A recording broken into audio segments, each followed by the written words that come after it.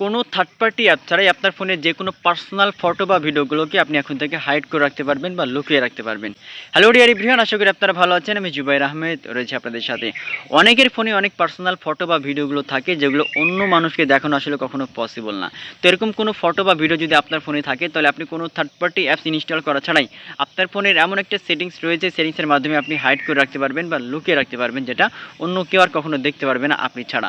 তো কীভাবে কোনো থার্ড পার্টি অ্যাপ ছাড়াই আপনার ফোনের যে কোনো পার্সোনাল ফটো বা ভিডিওগুলো আপনি হাইড করবেন বা লুকিয়ে রাখবেন, জানতে হলে ভিডিওটা স্কিপ না করে শুরু থেকে শেষ পর্যন্ত ভিডিওটা দেখতে থাকুন।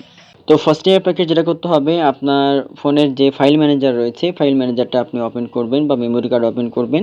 ওপেন করার পরে আপনার যে ভিডিও বা যে ফটোটা আপনি হাইড করতে যাচ্ছেন, লুকিয়ে রাখতে যাচ্ছেন, সেটা আপনাকে ওপেন করা লাগবে। তো এখান থেকে আমি একটা ফাইল এখান থেকে ক্লিক করলাম, দিয়ে দেখেন এখান থেকে ক্যামেরাতে তোলা আছে একটা ফাইল আপনাদেরকে দেখাবো। যে ফাইলটা রয়েছে এখান থেকে এটা ভিডিও, ঠিক আছে, দেখতে পাচ্ছেন এখান থেকে। তো আপনি যেটা করবেন, যেটা আপনার ভিডিওতে আসলে রিনেমটা আসলে কী দেওয়া আছে, নামটা আপনি অবশ্যই আগে থেকে আপনি মনে রাখবেন। নাহলে যেটা হবে, আপনি যখন এটা হাইড করবেন, এখানে যে ফোল্ডারে রয়েছে যখন হাইড করে রাখবেন, এই ফোল্ডার থেকে হয়তো বা অন্য ফোল্ডারে এটা ট্রান্সফার হয়ে যেতে পারে, আবার কখনো কখনো এই ফোল্ডারেই থাকতে পারে। তো এই জন্য আপনি এটা মনে রাখবেন যে আসলে এখানে কী দেওয়া আছে। যেমন এখানে আমার নাম্বার দেওয়া আছে, বাট আপনারা যেটা ফলো রাখবেন সেটা এখান থেকে যে এখন আসলে নাম্বারটা যদি থাকে নাম্বার, বা যদি কোনো লেখা থাকে তাহলে লেখা, আপনাদের জন্য যেটা সুবিধা হয়, ঠিক আছে। তারপরে এটা যদি আপনি এখন হাইড করতে চান, এখান থেকে আপনি ভিডিওর উপরে চাপ দিয়ে ধরে থাকবেন, তাহলে উপরের দিকে দেখবেন যে একটা অপশন চালু হবে, 3 ডট নামের একটা অপশন পাবেন, ওখানে ক্লিক করবেন। তারপরে রিনেম লেখা থাকবে, আপনি রিনেমে ক্লিক করবেন। রিনেমে ক্লিক করে এখান থেকে যেটা লেখা আছে দেখেন, এখানে যে লেখা আছে এটা রিনেম, মানে এটা আপনার মনে রাখতে হবে। তারপরে ডট MP4 দেখেন এখান থেকে এটা মার্ক করা নাই, আপনি রিমুভ করে দেবেন। দেন এখান থেকে আমি ডট পর্যন্ত রিমুভ করে দিলাম। তারপর এখান থেকে রিনেমে আপনি ক্লিক করবেন। রিনেমে যখন ক্লিক করবেন, এটা অটোমেটিক্যালি কিন্তু এখন এটা হাইড হয়ে গেছে দেখেন।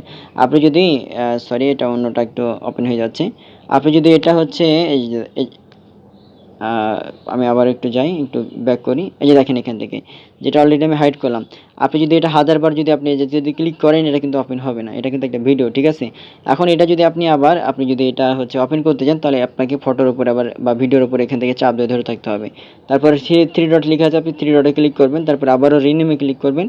রিনেমে যাওয়ার পর এখান থেকে আপনি দেখেন আবারও .mp4, এই যে দেখতে পাচ্ছেন .mp4, এটা যদি আপনি লিখে আবার আপনি রিনেম করেন, তাহলে কিন্তু অটোমেটিক্যালি এটা যেটা হয়ে যাবে, এটা কিন্তু আবার আগের মতো হয়ে যাবে। দেখেন এটা কিন্তু আবার ওপেন হয়ে গেছে, মানে এটা কিন্তু আবার এখান থেকে ভিজিবল হয়ে গেছে। এটা এখন হাইড অবস্থায় নাই, এটা আনহাইড অবস্থায় রয়েছে। এটা ভিডিওর ক্ষেত্রে। আর আপনি যদি ফটোর ক্ষেত্রে করতে চান, তাহলে আপনাকে দেখেন এখান থেকে ফটো একটা সিলেক্ট করে আপনাদেরকে দেখাই। ফটো যদি আপনি এভাবে সিলেক্ট করে উপরে 3 ডটে যদি ক্লিক করেন, তারপরে রিনেমে যদি আপনি ক্লিক করেন, দেখেন এখান থেকে লেখা থাকবে জেপিজি। আপনি এখান থেকে জেপিজিটা আপনি এখান থেকে রিমুভ করে দিবেন ডট পর্যন্ত, তারপর রিনেম করে দিবেন। এই যে দেখেন এখান থেকে, তাহলে আপনার এটা জেপিজি হয়ে যাবে, ঠিক আছে। জেপিজির এটা রিনেম এখান থেকে আপনার হাইড হয়ে যাবে এখান থেকে। এটা আর ওপেন করলে কিন্তু ওপেন হবে না। তো এখন আপনি যদি এটা আবার আপনি চাপ দিয়ে ধরে থাকেন, তারপরে 3 ডটে যদি আপনি ক্লিক করেন, তারপরে রিনেমে যদি ক্লিক করেন, তাহলে এখান থেকে আবার এটা আপনি যদি জেপিজি যদি আপনি করে দেন, তারপরে এখান থেকে আপনি আগে 3 ডট কিন্তু অবশ্যই দিতে হবে। 3 ডট না, সরি, এখান থেকে ডট চিহ্ন দিতে হবে, নাহলে কিন্তু কখনোই হবে না। ডট দেওয়ার পর এখান থেকে রিনেমে আপনি ক্লিক করবেন, তাহলে কিন্তু দেখেন এখান থেকে অটোমেটিক্যালি এটা কিন্তু আবার আগের অবস্থায় কিন্তু চলে আসবে, ঠিক আছে।